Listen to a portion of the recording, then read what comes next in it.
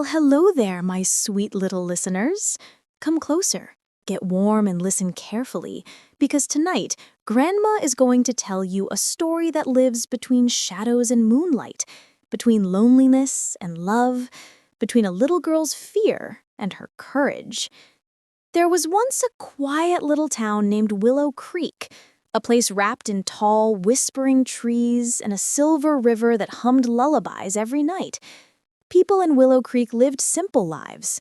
Their mornings smelled of warm bread, their afternoons were filled with children's laughter, and their evenings glowed gently under lanterns hanging from wooden porches. But the nights held secrets only the wind and the river knew. In this peaceful town lived a young girl named Elara. Elara wasn't like the other children. She didn't laugh loudly, she didn't run wildly in the fields, and she didn't enjoy crowds. Her heart was soft, her thoughts were deep, and her feelings were as delicate as the petals of the wildflowers she loved to pick. She spent most of her time alone, not because she wanted to be, but because she felt things so deeply that sometimes other people tired her little heart. There was only one person who truly understood her, her grandma. Grandma had warm eyes, soft hands, and a voice that sounded like the river's lullaby itself. Every evening, Elara and Grandma sat on the old wooden fence behind their small house. Together, they watched the sky change colors like a magic painting, gold, then pink, then purple. Grandma always whispered the same thing, her voice soft as falling leaves. The sky always paints a message for those who wait patiently. And every evening, Elara tried to see the message, but she never quite understood. Not yet. One evening, when the sun had just dipped behind the tallest trees and the world became honey-colored, Elara noticed something strange.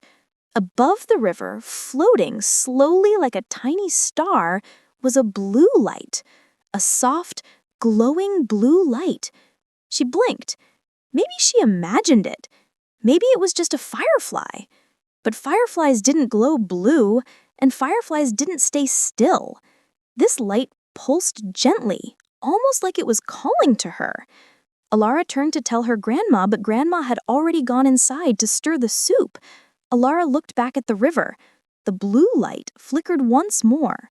Brighter this time. Her heart thudded. Something deep inside her, something lonely and quiet, pulled her toward it. Without thinking, Elara climbed down from the fence and walked toward the riverbank. The grass beneath her feet was cool and soft. The air was still. Even the river seemed to hold its breath.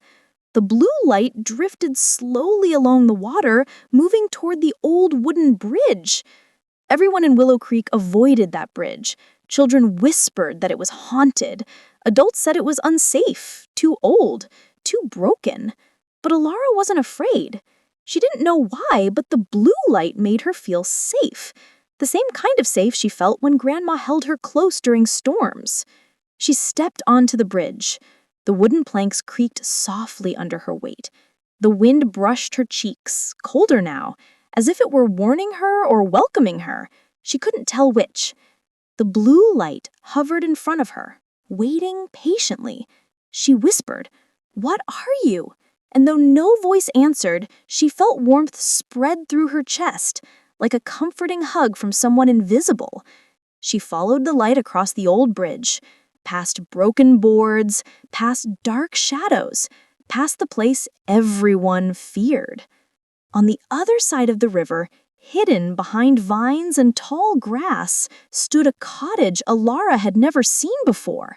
The cottage looked like it had grown out of the earth itself, its walls covered in twisting vines, its windows glowing faintly, its roof heavy with moss and white flowers that somehow shimmered under the moonlight. Hanging beside the door was a rusty old lantern, glowing a soft blue, just like the light she had followed. Elara stepped forward, breath trembling. Before she could touch the lantern, a gentle but firm voice spoke behind her. "Careful, child." Elara spun around. An old woman stood in the doorway. Her hair was silver as the moon. Her eyes sparkled like stars that had seen countless stories. Elara gulped nervously. I didn't mean to come here." "You didn't come," the old woman said softly. "You were called." She looked at the lantern. "When the lantern shines blue, it means a wish is waiting." She stepped closer, her steps soft on the moss-covered ground. "I am Seren, the lantern keeper." Elara stared at the lantern. "It feels alive." "It should," she replied. "It holds wishes." Elara's eyes widened. "Wishes?" "Yes," Seren said, "wishes made by lonely hearts. Forgotten hopes, promises lost in time." Elara's heart squeezed painfully. Lonely hearts. She understood that feeling well. The lantern glowed a little brighter, as if agreeing with her thoughts. Seren gently ran her fingers over the lantern's surface.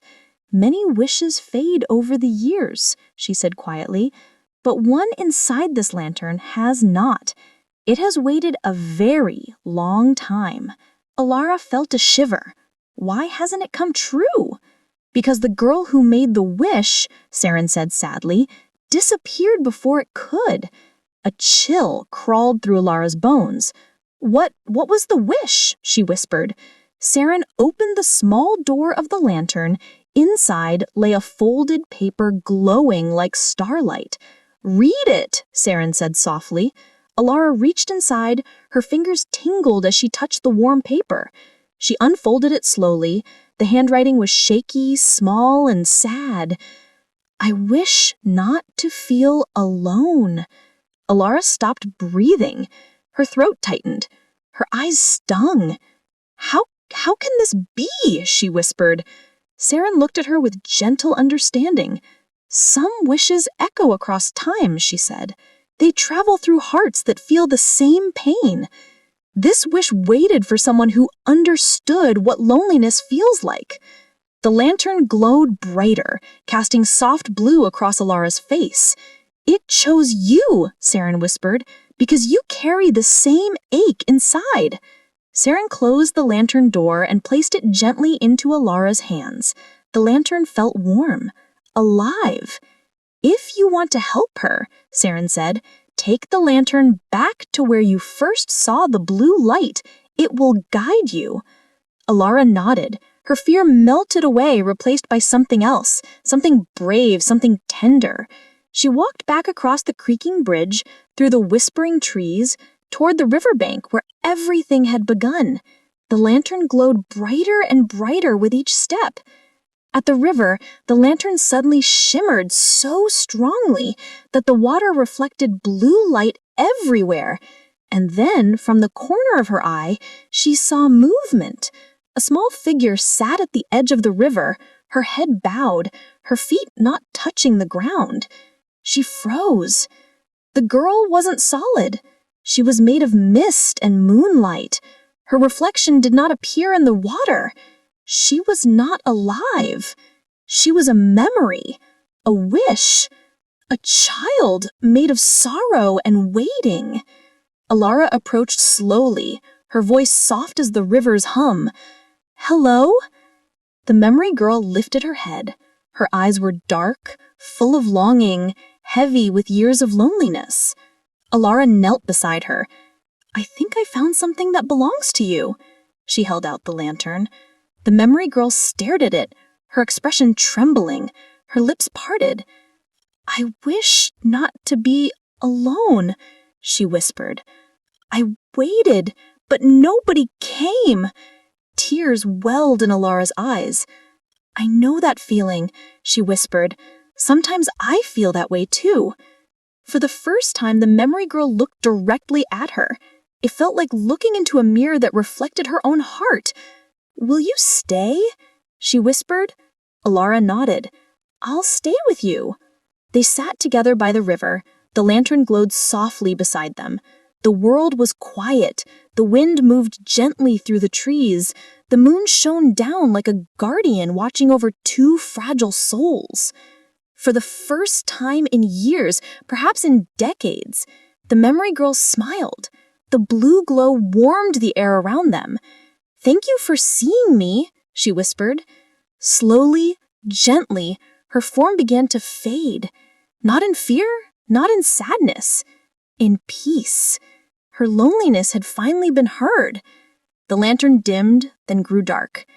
Its wish had been completed. Elara picked it up, feeling the soft warmth that still lingered. She walked back across the river, back towards Seren's cottage.